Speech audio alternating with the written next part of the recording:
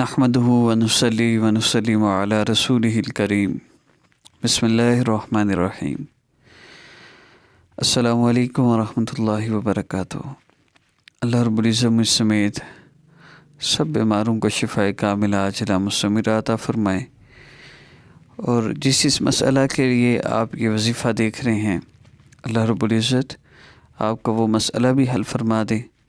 और ख़ास तौर पे जो शुगर के बीमार हैं, इसके अलावा कोई दायमी मर्ज़ है जिसमें आम तौर पे जहन ये है कि हम ठीक नहीं हो सकते, ये बीमारी मुस्तकिल है, डॉक्टर कहते हैं जी मौत तक दवाइयाँ खानी पड़ेंगी, मौत तक इंसुलिन लगानी पड़ेगी।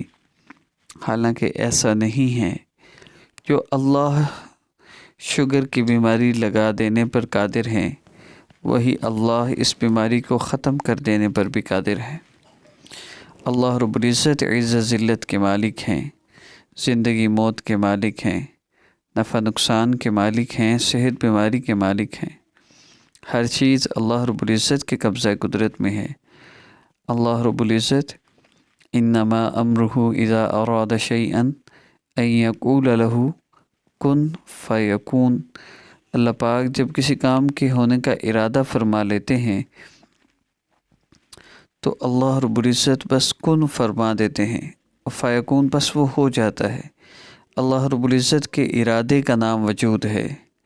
रब ताला जिस चीज़ का इरादा फरमा लें उसको वजूद मिल जाता है। और वजूद भी कैसा, हम अपने वजूद को देख लें, ज़मीन व आसमान को देख लें, चाँद सूरज सितारों को देख लें, फ़िज़ाओं का हवाओं का निज़ाम देख लें। अल्लाह रब्बुल इज़्ज़त ने ज़मीन को पानी के ऊपर बिछाया, वो पानी पर हिलने लगी तो अल्लाह रब्बुल इज़्ज़त ने पहाड़ों को मीखों के तौर पे गाड़ दिया।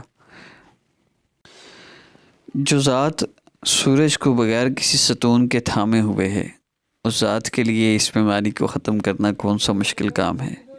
वो ज़ात जो दिन को रात में बदलती है और रात को दिन में बदलती है, उस ज़ात के लिए हमारी इस बीमारी को ख़त्म करना कौन सा मुश्किल काम है। वो ज़ात जो ऐलान कर रही है अगर हम दिन को रोक दें तो कौन है जो क़यामत तक रात को लेकर आए, और अगर हम रात को रोक दें तो कौन है जो क़यामत तक दिन को लेकर आए।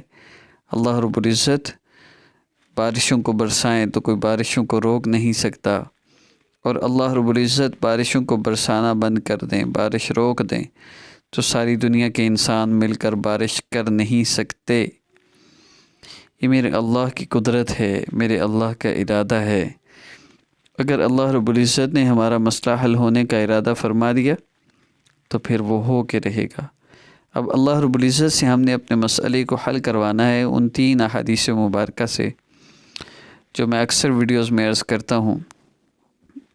अभी भी मैं उनका मफ़हूम अर्ज़ करूँगा मुख्तसरन, उसके बाद हमने क्योंकि सूरह मुबारका का ज़िक्र है तो मुख्तसरन हदीस मुबारका का मफ़हूम ये है कि आप सल्लल्लाहु अलैहि वसल्लम नमाज की तरफ मुतवज्जे होते जब कोई सख्त अमर पेश आता है, ये पहला काम। दूसरा, नबी इस्लाम फरमाया जब तुम दुआ करो तो अल्लाह रब्बुल इज़्ज़त की आज़मत और बड़ाई को बयान करो, ये दूसरा काम। फिर फरमाया उसके बाद जितना हो सके मुझ पर दरूद पाक पढ़ो, ये तीसरा काम। और फिर फरमाया फिर इसके बाद जो चाहो अल्लाह से मांग लो, ये चौथा काम, यानी दुआ करना। और उसके बाद 5वां काम, हज़रत उमर रज़ी अल्लाह तआला फरमाते हैं जिस दुआ के शुरू आखिर में दरूद पाक ना हो वो दुआ अल्लाह रब्बुल इज़्ज़त के यहाँ पहुँचती ही नहीं, इसलिए इस अमल के शुरू और आखिर में दरूद पाक का एहतमाम हो। जुम्मा का दिन जुमेरात की मगरिब से शुरू हो जाता है और जुम्मे की मगरिब तक रहता है, उसके बाद शब हफ्ता शुरू हो जाती है, इसलिए इसे शब जुम्मा भी कहा जाता है, जुमा रात भी कहा जाता है, यानी जुमा की रात। अब इसमें आपने गुनाहों से अपने आप को बचाना है, नमाज की पाबंदी करनी है, तिलावत चाहे 2 रुकू ही क्यों ना हो, रोज़ाना तिलावत लाजमी करें, बेहतर ये 1 सिपारा रोज़ाना पढ़ें, और सदका दें चाहे 10 रुपये ही क्यों ना हो, सदका का एहतमाम लाजमी कीजिए। अमल की तरतीब की तरफ बढ़ते हैं।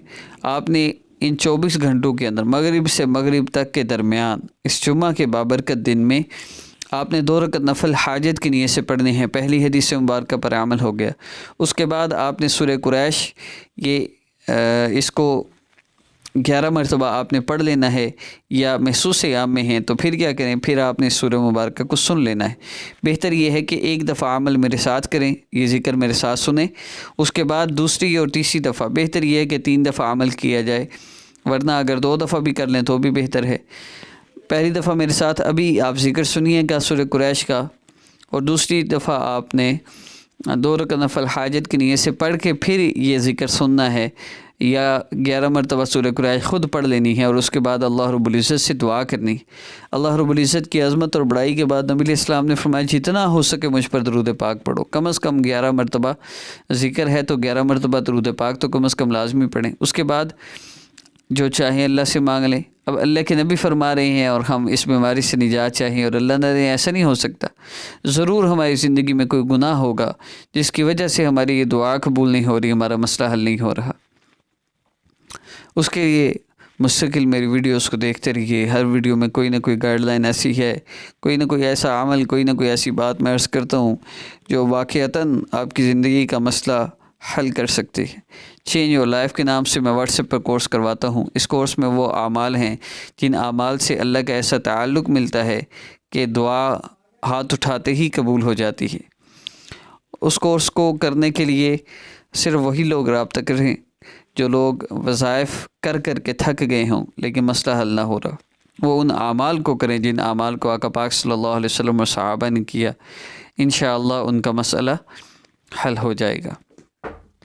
عمل کی ترتیب میں آخری چیز جو میں نے عرض کرنی تھی وہ یہ ہے کہ نبی علیہ السلام نے فرمایا کہ جتنا ہو سکے مجھ پر درود پاک پڑھو، اس کے بعد جو چاہو اللہ سے مانگ لو۔ تو اس میں ہم نے اللہ رب العزت سے جو دعا کرنی ہے وہ دعا ہم نے ایسی کرنی ہے کہ ہم نے اللہ رب العزت کے جو احسانات ہیں ہمارے اوپر، اللہ آپ نے مجھے گھر دیا، آپ نے مجھے اولاد دی، اللہ جی آپ کا لاکھ لاکھ شکر ہے، آپ نے مجھے ماں باپ کی نعمت سے نوازا، آپ کا لاکھ لاکھ شکر ہے، آپ نے مجھے صحت کی نعمت دی، آپ کا لاکھ لاکھ شکر ہے، آپ نے عافیت عطا فرمائی، آپ نے مجھے فلاں چیز عطا فرمائی۔ ساری نعمتیں جتنے بھی آسانی سے 2 سے 4 منٹ میں آپ کو ذہن میں آتی ہیں، ورنہ نعمتیں تو لاکھوں کروڑوں ہیں، جو ذہن میں آئے ان کا عرض کیجیے۔